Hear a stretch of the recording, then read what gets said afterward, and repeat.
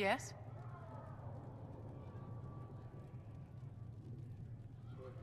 I wanted to ask you about the Circle of Magi. Of course. What do you wish to know?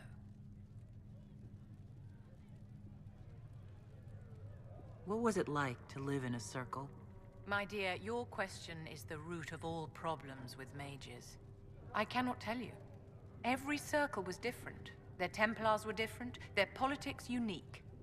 And every person within each tower had an experience of circle life unique to themselves.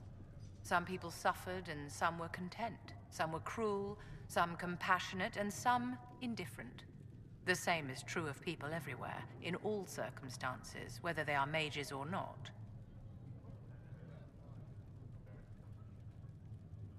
So tell me about your personal experience with the Circle.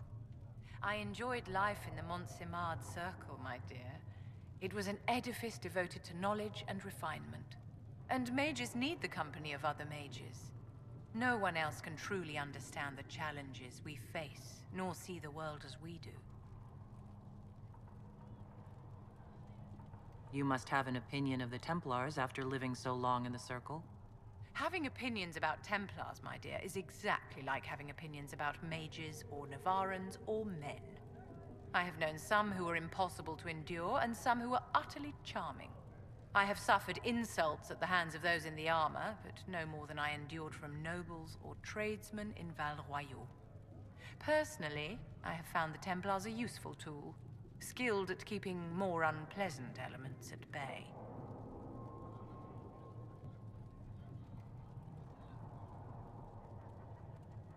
How did we come to this state with the circles in revolt?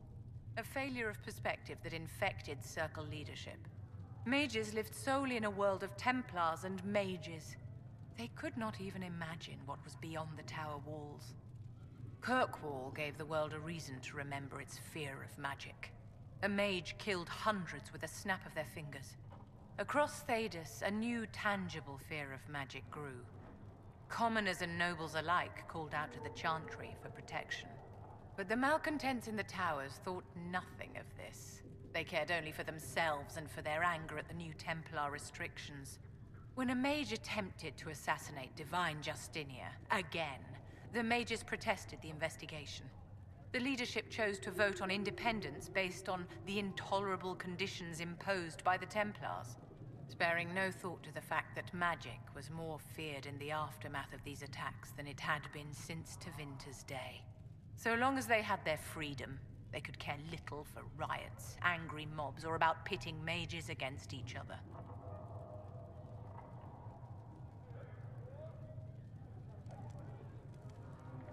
I thought the fighting was only between mages and Templars. Why are mages fighting mages?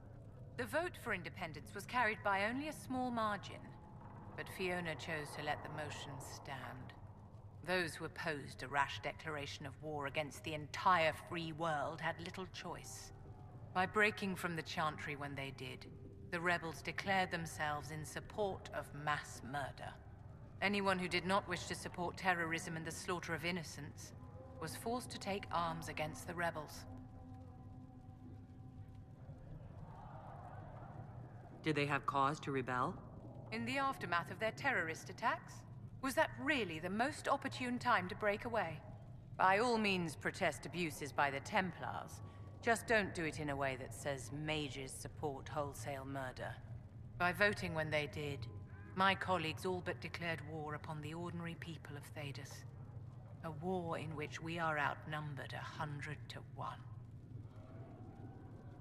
Are you familiar with Grand Enchanter Fiona? We've met. Before her horrendously ill-timed and selfish vote for independence, I thought her adequate at her job. In her dotage, she could not handle looking after the well-being of so many people. We would have done better to replace her years ago, to let her spend time gardening.